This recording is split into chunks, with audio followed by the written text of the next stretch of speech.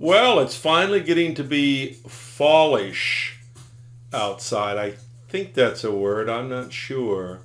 But whatever it's getting to be, it's starting to get a little cooler at nighttime, and people are thinking about their fireplaces. This scene that I've got going in the background is a winter scene with a nice fireplace going. Hey, let's take a few minutes here. Let's go over your inspection report. Let's answer some questions ahead of time, and then do feel free to give me a call anytime. Our contact numbers will be at the end of the video. And so let's dive right in. Stay with me now.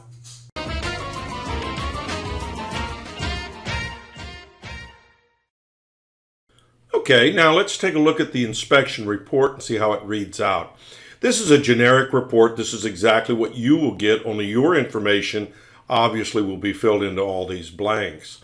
The upper right-hand corner of the report is the legend. Each one of these initials pertain to something. A is consistent with the age of the chimney. B, see comments below. C, repairs needed. D, need further evaluation. Or E, not applicable. And they're placed into the boxes next to the parts of the chimney that can be easily identified in this diagram. And then, of course, you'll find my comments here below. Now, let's take a look at your personal report. So stay with me. Hey Sutton, how are you doing tonight? I went out and inspected the chimney for you on your rental property. There wasn't any point in sweeping it out. It really wasn't dirty. It just had a lot of problems, and I'd like to go over the problems with you now. Up on top, somebody has sealed it up with a piece of sheet metal. They put a couple bricks on it to hold the sheet metal down, but it is definitely sealed up. So obviously you couldn't and you wouldn't burn a fire in there. It would just smoke up the whole house. So I'm glad your tenant hasn't done that. Took the sheet metal off, and what we discovered was that the chimney is only partially lined. As a matter of fact, only about 2 feet of it is lined. The rest of it is totally unlined. And there are missing mortar joints throughout this area in here. State of North Carolina will not allow you to burn wood or vented gas logs in this fireplace in a unlined or partially unlined fireplace. It must be sealed with a flue liner from top to bottom. And this one's not. So we can't burn anything in this fireplace. We look on the inside. This is what it looks like. It's an open wood burner, but there's big gaps on both sides where there's missing mortar.